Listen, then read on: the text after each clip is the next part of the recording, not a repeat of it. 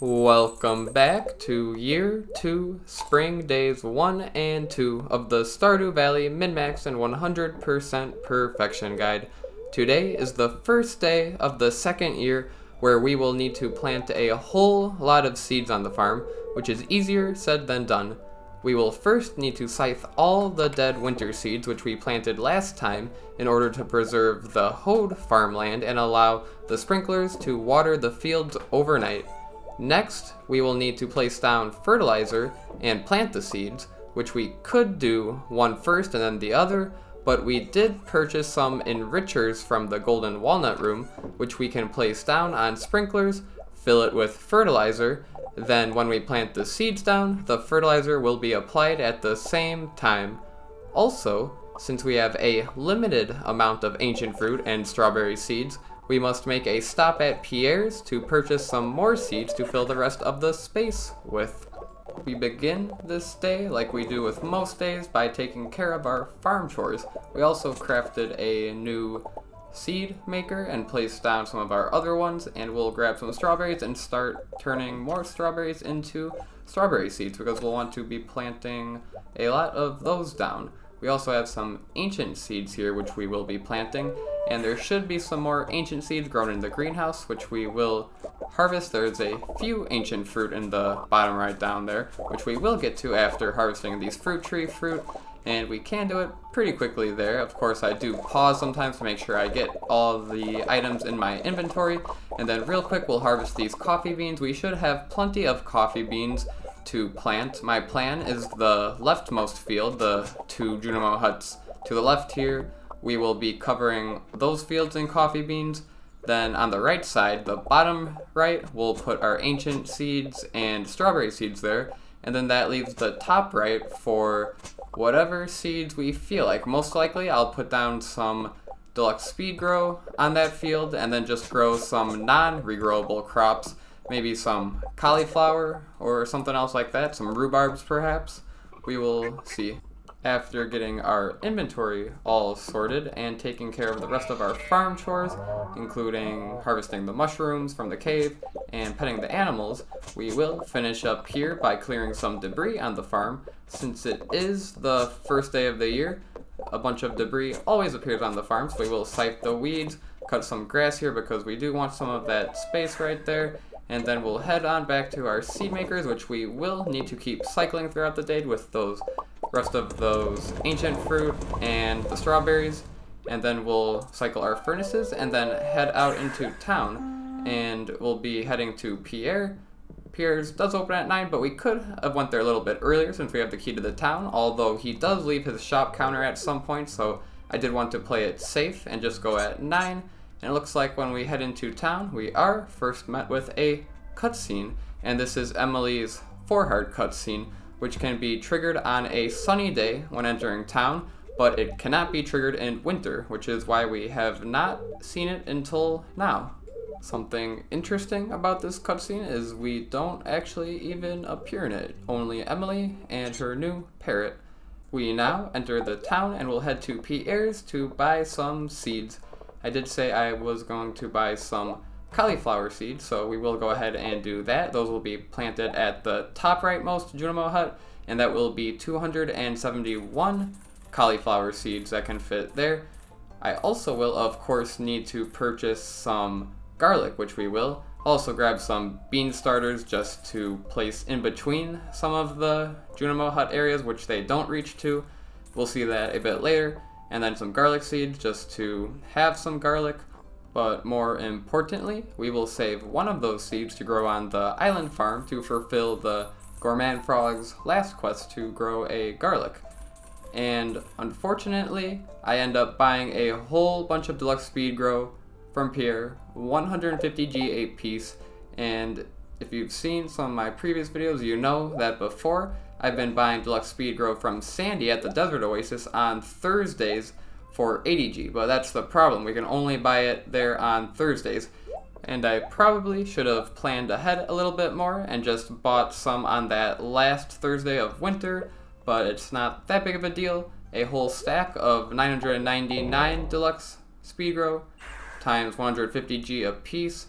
That's just about 150,000 G, which isn't all that much in the big scheme of things. So we do warp to the desert now. We'll go ahead inside Sandy's desert oasis and start using the rest of our money to buy some rhubarb seeds. We'll go ahead and plant these at the bottom left field if we get around to it today. We can only do 2 harvests of rhubarbs on the same plot in spring if we want to, so it's okay if we don't plant them all today.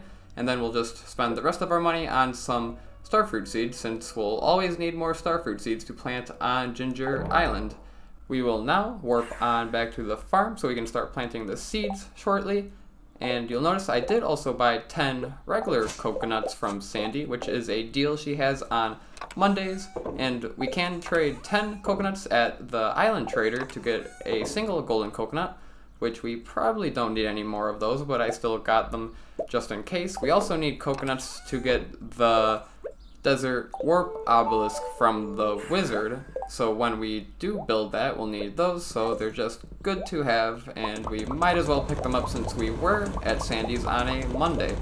We'll go ahead and keep cycling our furnaces here, since last time we did buy a ton of coal, over 6 stacks of coal I believe now we have, so we don't have to worry about smelting things. And you'll see from that mailbox there that the prices of resources from Robin and Clint did increase, which is why I spent a whole bunch of money on the last couple days of winter, so that we could take advantage of those cheaper buy prices and not have to buy those resources ever again.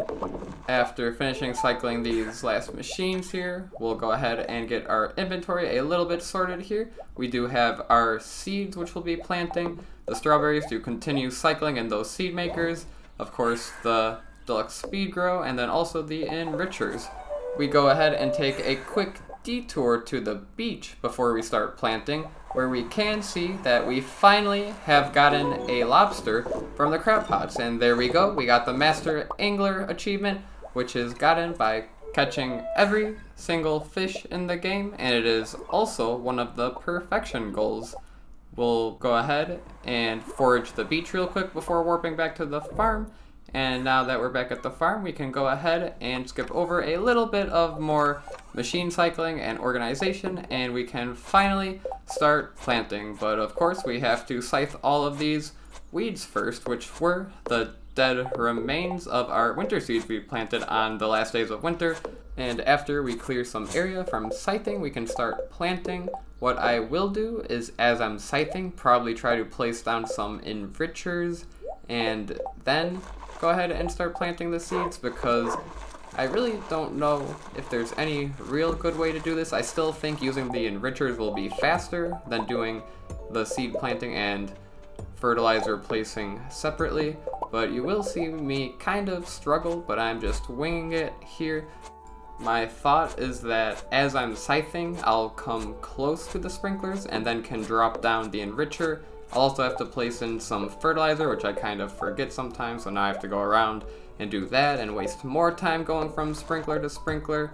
But then once the fertilizer is placed in, we can plant down the seeds. But the problem is then we have to dig up the enrichers again, so the act of digging them up and then replacing them, then putting back the fertilizer in, which we can do at the same time as placing them, so that really doesn't take up any extra time, but it does overall become a time-consuming process, and especially since I'm pausing frequently, trying to think of what to do next. So we will go ahead and just keep skipping over chunks of this until we get everything planted. And right here, we're just about to finish planting the cauliflower, and once the cauliflower has grown, we won't plant more cauliflower. Most likely I'll plant some blue jazz is what I'm thinking, just because those are used in Lucky Lunches, and maybe I want those. I'm not really sure yet.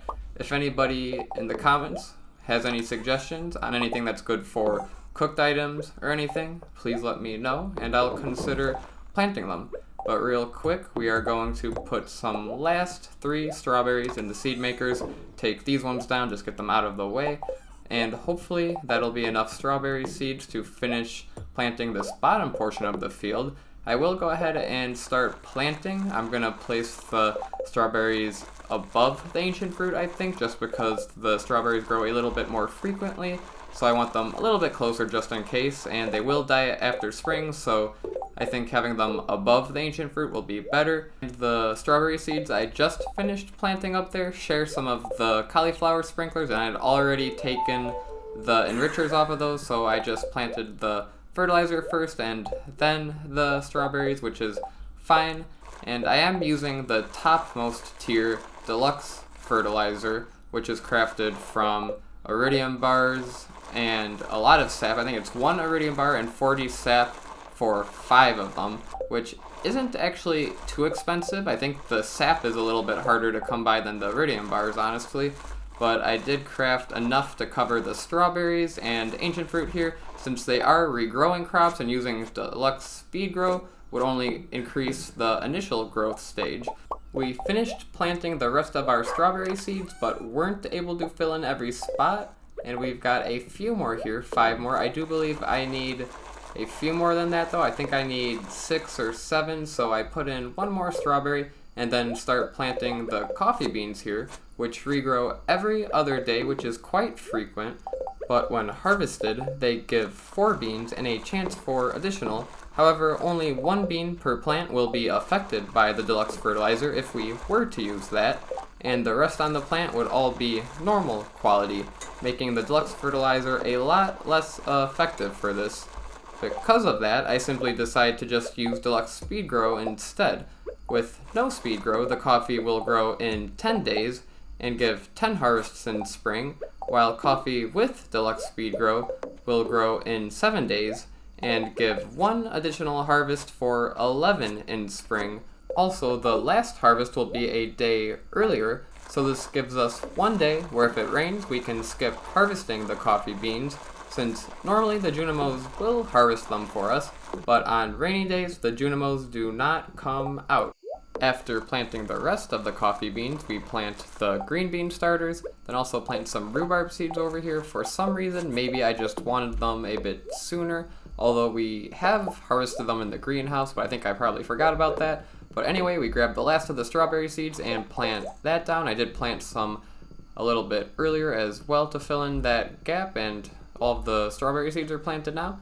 So now, with the 30 minutes remaining in the day, we will try our best to plant some rhubarb seeds in the bottom left here, although I definitely won't be able to plant all of them since this field still has quite a bit of debris on it. But we will go 1 sprinkler at a time, placing the enricher down, putting the fertilizer in it, and then planting 8 of the seeds around it. And right here, it's 150, so I'm pretty sure I'm going to pass out. So let's go ahead and see if we can clear any debris real quick. And there we go. We pass out, bringing us to the end of this first day of year 2 spring. And now we move on to day 2. Today we have another island starfruit harvest ready, so we will need to travel to Ginger Island and replant all of the starfruit there.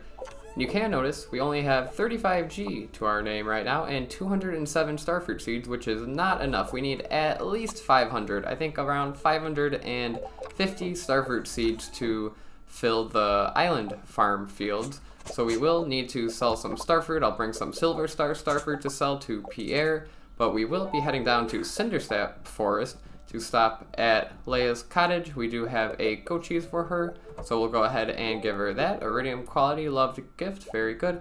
And then we can head on to town. We will say hi to Kent for the first time. We did see the cutscene yesterday where he introduced himself and told us that he came back from the war, and he does come back always on day 1 of year 2. And we do give him a rabbit's foot, a loved gift, and then the war memento, which is a quest item given to us from Birdie from the Ginger Island farm all the way to the left, the one that's always fishing, and it's basically a fetch quest. So after giving Kent that first item, we got a tomato salt, which we give to Gus, and in exchange he gives us the Stardew Valley Rose, which we will have to give to Sandy. But Sandy is quite out of the way. We will be there a little bit later today buying starfruit seeds, so it does work out well. But first, we have to stop at Pierre's, go ahead and sell the starfruit. That'll be enough money to afford starfruit seeds. So now we can go ahead and warp right on over to the desert, then enter Sandy's oasis, where we will first give her a crocus, a loved gift, and then give her the Stardew rose, and we'll see we get an advanced TV remote in exchange, which we'll have to give to George. Now we'll buy a good amount of Starfruit seeds, 400, and that leaves us with 700 G, so we will need just a little bit more in order to get 1000 G for the boat ticket to Ginger Island, but that's okay. We head back to the farm and we are met with a cutscene. This one isn't really a heart event in my opinion, since there is a separate Leia 6 heart event, but this one is triggered at 6 hearts with Leia, and she just gives us a sculpture which we can actually place down if we want to. Then we go ahead and check our mailbox, and we do get a star drop, which was from Willie, because we have caught every single fish possible. There is a perfection goal for obtaining every star drop in the game, and the last one that we need is the one that we get at 12.5 hearts with our spouse or roommate. So we're still working on getting Krobus to 10 hearts, then we can get the Void Pendant, give that to him, and eventually get him to 12.5 hearts and achieve that last star drop. We'll go ahead and give a gift to Jody and Evelyn, and then go ahead inside George's house, where I am having a bit of trouble getting off my horse there, but that's okay. We give him a gift, and then go ahead and give him the TV remote, and in return, he gives us an Arctic shard, which we have to give to the wizard, and the wizard is a bit out of the way, so we won't go there right now, at least, but if there is any time left in the day, at the end of the day, we will go ahead and drop that off to him. We go ahead and check the special orders board, and I'll go ahead and pick up Robin's project. That just unlocks a bed that we can buy from her, which is not required for perfection or anything, but the other one from Mayor Lewis would be a mini shipping bin, which we already have, so I don't really want to do that one, and that one's a lot harder anyway. I'd have to grow a bunch of crops, which I don't really want to. Getting the hardwood for Robin is a lot easier, so we'll go ahead and do that one. We go ahead and travel to Ginger Island and start giving out some gifts. We have a hot pepper for Mayor Lewis. Then we have a duck feather for Leo. I believe this does put us at 2 hearts with him now. And then we go ahead and dig up an artifact spot while we wait for the rest of the NPCs to come out of the changing room. And we do see Haley, give her a coconut, then give Pierre a beet, and then give Elliot a pomegranate. Now we can go ahead over to the farm and start planting our starfruit. But first, it looks like we are met with a cutscene, and this is Leo's 2-heart cutscene, which can be activated by entering the island farm area on a sunny day between 6 a.m. and 6 p.m. We are met with quite a few dialogue options, but all of these dialogue options will have no effect on friendship, so feel free to say whatever you want to say to Leo. I go ahead and tell him something that could probably apply to really any location, and then he asks if there are other kids. I tell him yes, and then Leo finally reveals that he's not actually a bird, which is quite a big surprise because this whole time I was thinking he was one of the parrots. Leo seems a bit upset and walks away, and then Willie just reveals himself from out of nowhere, which is a little creepy that he was spying on us there, but okay, I guess he's just concerned for Leo, although I don't know why he didn't talk to him. Oh well, we'll go ahead and start planting the starfruit here on the island, skip over a bit, and harvest our pineapple plants here, and also finally plant down this garlic seed that we've been waiting to, with the deluxe speed grow plus our 10% speed grow bonus that should grow in just 2 days instead of 4 days, and then we can fulfill that gourmand frog quest. We'll go ahead and finish off replanting the starfruit here, skip over all of that, and now something very important. There are some weeds by our banana and mango trees here, so we go ahead and cut those because the weeds are causing them to not grow, so we gotta get rid of those. Even going from winter to spring at Ginger Island, there still is debris that appears upon the farm, so we do have to look out for that. We go ahead and skip over harvesting the island trees and mussel rocks, and then head into Key's Golden Walnut Room, and we select the Danger in the Deep quest again, of course, because why wouldn't we? And then we go ahead and take a look at the perfection tracker here, and it looks like we have 45% complete only, and that's mainly just because we haven't really cooked or crafted all that much, and we are still pretty far away from getting everybody to 10 hearts, but that should speed up a little bit. And then of course we only have 2 out of 4 obelisks and still need the gold clock. We warp back to the farm and have plenty of time left in the day. The method of harvesting and planting the starfruit at the same time definitely saves quite a bit of in-game time. We take our mini obelisk to the bottom of the farm here and have some stone signs to place down just so we can see what's in the fish ponds here easier. Then we'll spend pretty much the remainder of the day working on this bottom left field here, where we will have to dig up all of the dirt here, get rid of the debris, water it too, and then we can plant down the rhubarb seeds with deluxe speed grow using the enrichers as best as I can here. Unfortunately, I sort of messed up the placement of some seeds and the scarecrow, so I actually don't have enough rhubarb seeds. I am missing 1 in that spot right there, which is a little annoying, but not really that big of a deal. It won't have any effect on our earnings in the grand scheme of things, but it's just slightly annoying that we're missing a spot there.